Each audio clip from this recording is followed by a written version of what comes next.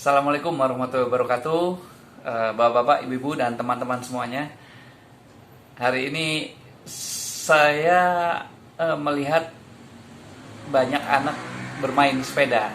Anak-anak kecil-kecil pada main sepeda di depan rumah di komplek. Dan mereka begitu senang, begitu gembira.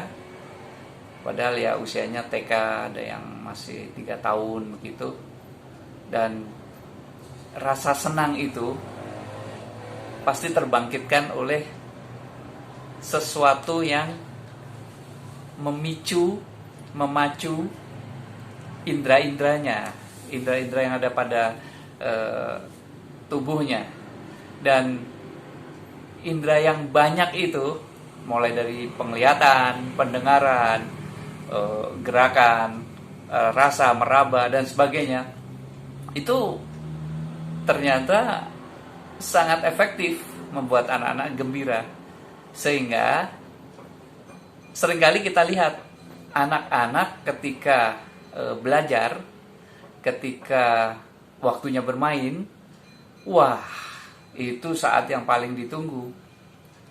Anak-anak taman kanak-kanak, makanya sekarang di musim pandemi, di baik TK, SD, dan sebagainya, itu saya yakin sekali mereka sangat kangen sekali untuk bermain, kangen untuk keluar rumah, ketemu teman-temannya, dorong-dorongan, kejar-kejaran, main petak umpet, kemudian cerita-cerita, ngobrol ngalor ngidul.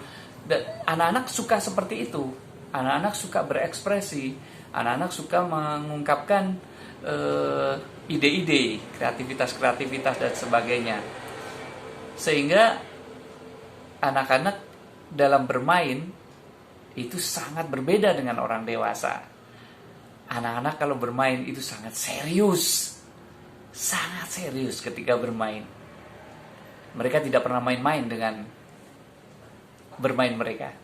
Mereka bermain, mereka gembira, mereka ketika kejar-kejaran begitu semangatnya dalam mengejar, ketika petak umpet begitu seriusnya untuk ngumpet. Walaupun kadang-kadang badan itu kelihatan, tapi dia merasa sudah ngumpet. Nah, itu yang membedakan anak-anak dengan orang dewasa. Jadi bermain ini sesuatu yang penting dalam perkembangan pendidikan dan perkembangan tumbuh kembang seorang anak. Dan tentunya kita sebagai orang tua, pendidik, seringkali juga sih udah, aduh jangan main terus, aduh waktunya belajar, aduh jangan main terus. Iya, betul, memang jangan main terus. Tetapi ingat bahwa anak-anak bermain itu belajar. Ini yang membedakan cara pandangnya, begitu, cara pandang kita. Karena cara pandang orang dewasa, mungkin cara pandang orang tua, belajar itu harus diam dan membaca buku, menghafalkan sesuatu. Padahal tidak selalu begitu. Saya melihat ada beberapa sekolah yang ketika di masa pandemi ini, semua aktivitas mata pelajarannya itu harus diungkapkan dalam bentuk gambar. Jadi tentang lingkungan hidup pakai gambar, tentang kerjasama pakai gambar, tentang matematika pakai gambar, tentang apa lagi?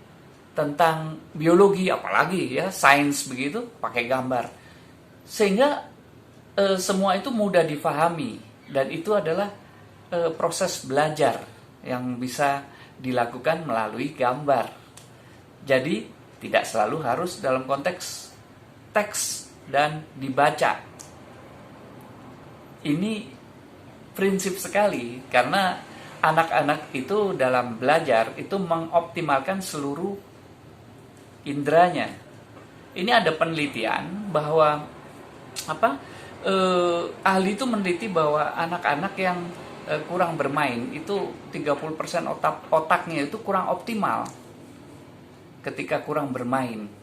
Dan seperti yang sudah saya sampaikan tadi, anak-anak kalau sudah bermain itu ada yang bilang, aduh ini anak kayak nggak punya udel aja, aduh. Itulah anak-anak. Kalau sudah main air, susah dia. Udah berenang susah disuruh mentas. Kalau sudah main sesuatu, main tanah, main ini dan sebagainya, mereka begitu antusias, mereka begitu semangat ketika menyusun sesuatu, merangkai sesuatu, membuat gambar atau main perkusi, mereka begitu senang. Nah, itulah cara belajar anak-anak, bermain. Jadi bermain itu hal yang sangat penting bagi anak-anak.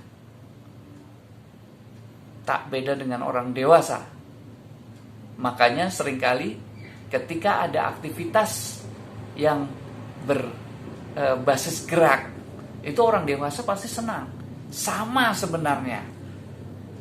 Begitu musim pandemi, wah pada pengen keluar, pengen rekreasi macam-macam dan ingin menghirup udara karena itu fitrawi, jadi sangat fitrah, sangat alami, lebih-lebih pada anak-anak karena anak-anak harus belajar dengan berbagai hal yang dia harus sentuh, dia pasang, dia tarik, dia coretkan, dia tuliskan, dia lipat, dia rangkai.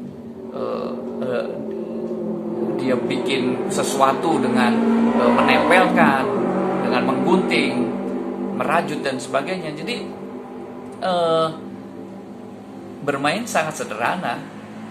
Buat anak-anak tidak sederhana. Bermain itu buat anak-anak sangat prinsip, sangat krusial.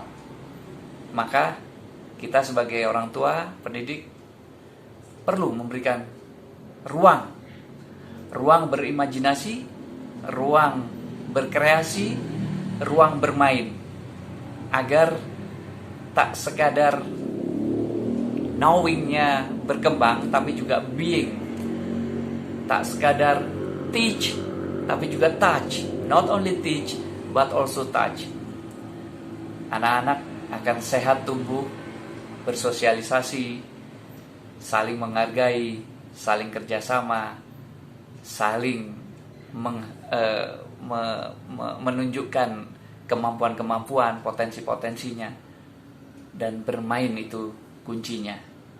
Jadi anak yang hebat, dia terdidik juga melalui bermain.